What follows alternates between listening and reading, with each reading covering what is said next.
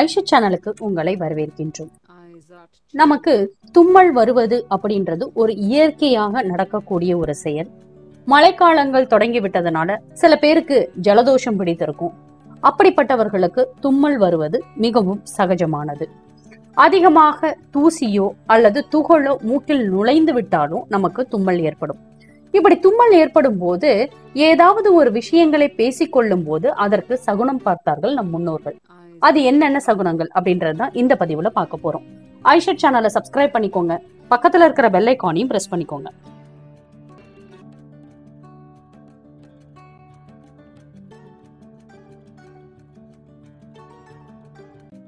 Aisha channel அன்பர்களுக்கு அன்பான வணக்கங்கள்.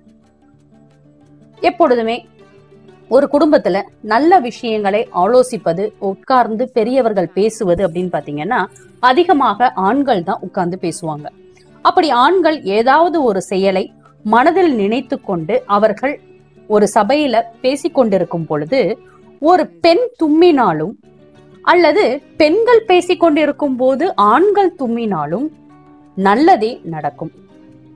அந்த இடத்துல ஒரு மகிழ்ச்சியான ஒரு விஷயம் நடக்க போகின்றது. அது ஒரு நல்ல சகுனமாகவே பார்க்கப்படுகின்றது.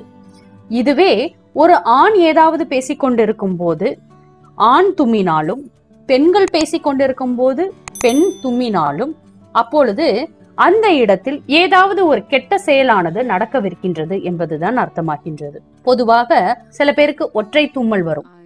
ஒரு தடவை தும்மிட்டு அமைதியா இருந்துருவாங்க. சில பேருக்கு இரட்டை தும்மல், தொடர்ச்சியாக 2 தடவை தும்முறது. தொடர்ச்சியாக சில பேருக்கு தும்மல்கள் வந்துகிட்டே இருக்கும். அதுல எந்த விதமான பலனும் கிடையாது. ஒற்றை தும்மல் என்பது நல்லதல்ல. இரட்டை தும்மல் என்பது ஒரு பாசிட்டிவான ஒரு நிகழ்வை நமக்கு உணர்த்தக்கூடியது. அதனால தும்முவதில் நீங்கள் சகுனம் பார்ப்பவராக இருந்தால், ஒற்றை தும்மல் யாராச்சும் தும்மினாங்க அப்படின்னா கொஞ்சம் உங்களுடைய வேலைகளை தள்ளி போடுங்கள். இப்படி சுப காரியங்கள் நடக்கக்கூடிய இடங்கள்ல, அதிக மக்கள் பிளங்கக்கூடிய இடங்கள்லயும் தும்மலானது யாருக்காச்சும் ஒருத்தருக்கு கண்டிப்பாக நிகழக்கூடியது. இதை யாரும் போய் தடுக்க முடியாது. இந்த மாதிரி தும்மலோட சத்தம் யாருக்கும் கேட்காதவாறு இருக்க வேண்டும் அப்படின்றதுக்காக தான் கல்யாண வீடுகள்லயும் சுப காரியங்கள் நடக்கக்கூடிய இடங்கள்லயும் மேல சத்தங்கள் என்பதை வைத்தார்கள். அதே போல ஒரு சிலர் நல்லதை பேசுவார்கள்.